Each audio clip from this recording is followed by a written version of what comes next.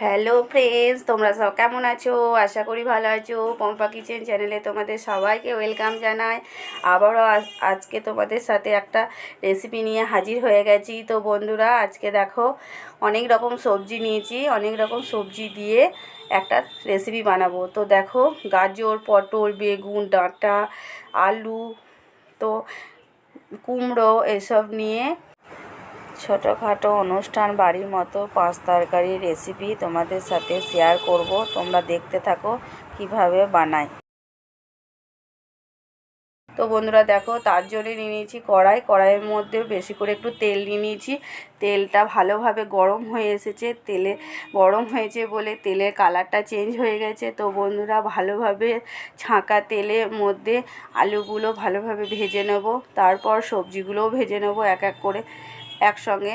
তো বন্ধুরা দেখো, আলুটা দিয়ে দিয়েছি কড়াইয়ের মধ্যে, দিয়ে ভালোভাবে নাড়াচাড়া করে ভেজে নিয়েছি, তুলে নিয়েছি। দেখো বন্ধুরা, তো ডাঁটা দিয়ে দিলাম, ডাঁটাগুলো তেলের মধ্যে দিয়ে ভেজে নেব। বেগুন, পটল, তো গাজর, সব সবজিগুলো দিয়ে ভালোভাবে নাড়াচাড়া করে নিচ্ছি। তো বন্ধুরা, ভালোভাবে আমার ভাজা হয়ে গেছে। তো এবার কড়াই থেকে নামিয়ে নিলাম সবজিগুলো।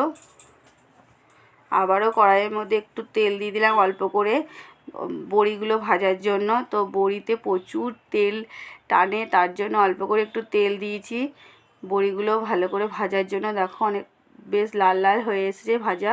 তো বন্ধুরা, এবার আমি তরকারিটা বসাবো। তো বন্ধুরা, তার জন্য কড়াইয়ে পরিমাণ মতো তেল দিয়ে দিয়েছি, দু চামচ বড় চামচের। তো বন্ধুরা দেখো, দুটো তেজপাতা, একটা শুকনো লঙ্কা দিয়ে দিয়েছি ফোড়ঙে, একটু কালো জিরে দিয়ে দিয়েছি অল্প পরিমাণে, হালকা একটু হলুদ দিয়ে দিচ্ছি। তো বন্ধুরা দেখো, নিরামিষ বানাবো, নিরামিষের দিন বানিয়েছিলাম। তো বন্ধুরা, রেসিপিটি নিরামিষই হবে। তো আদা কাঁচা লঙ্কা বাটা তো দিয়ে দিয়েছি কড়াই তেলের ওপরে। তো দেখো, তেলের ওপরে দিলে আদাগুলো ছিটে মানে চারদিক হয়ে যায়, তার জন্য একটু হলুদ দিয়ে দিয়েছি, দিয়ে নাড়াচাড়া করছি। তো বন্ধুরা, আবারও ফের এক চামচ মতো হলুদ দিয়ে দিয়েছি ছোটো চামচে, দিয়ে ফের ভালোভাবে মশলাটা কষিয়ে নিচ্ছি।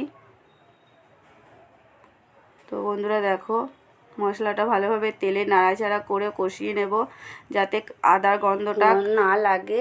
তো বন্ধুরা দেখো, ভালোভাবে ভাজা হয়ে গেছে আদা কাঁচা লঙ্কা বাটাটা। তো বন্ধুরা দেখো,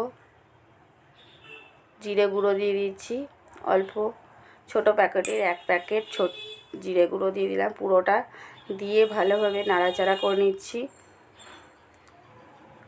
তো বন্ধুরা, এবার সবজি যে ভাজাগুলো ছিল সব ভাজাগুলো ঢেলে দিচ্ছি কড়াইয়ের মধ্যে, দিয়ে ভালোভাবে মশলার সঙ্গে নাড়াচাড়া করে নেব। মশলার সঙ্গে কষিয়ে নিতে হবে ভালোভাবে। দেখো, ভালোভাবে নাড়াচাড়া করে নিয়েছি। আলু যে ভাজাগুলো ছিল, আলু ভাজাগুলো দিয়ে দিলাম, সবজি যে ভাজছিলাম সবজি ভাজার মধ্যে দিয়ে দিলাম সব, দিয়ে আবারও ফের নাড়াচাড়া করে নিচ্ছি, ভালোভাবে কষিয়ে নিচ্ছি। তো বন্ধুরা, এই রেসিপিটি খুব সুন্দর হয়েছিল, খেতে খুব অসাধারণ লাগছিল। তো বন্ধুরা দেখো, সর্ষে বাটা দিয়ে দিচ্ছি, একটু কালো সর্ষে, দেখো অল্প করে লবণ দিয়ে দিচ্ছি পরিমাণ মতো। তো বন্ধুরা দেখো, সেদ্ধ প্রায় হয়ে এসেছে, আর একটু সেদ্ধ হবে তার একটু আগে। তো বন্ধুরা, বড়ি ভাজাগুলো দিয়ে দিলাম, দিয়ে ভালোভাবে নাড়াচাড়া করে নেব।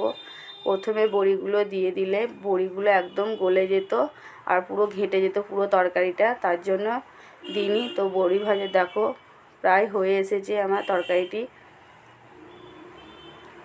এই দেখো বন্ধুরা,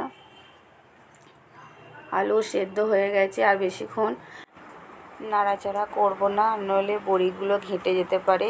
এবার ওপর থেকে চিনিটা ছড়িয়ে দিলাম, চিনিটা দিয়ে দুপাক নেড়ে নেব।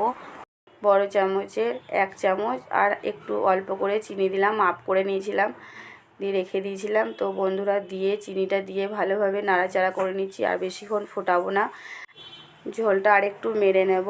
তো বন্ধুরা দেখো, ফুটে উঠেছে ঝোলটা, আর চিনিটাও তার সঙ্গে গলে যাবে। তো বন্ধুরা, অনেকটাই ঝোলটা মরে গেছে, এবার নামিয়ে নিচ্ছি।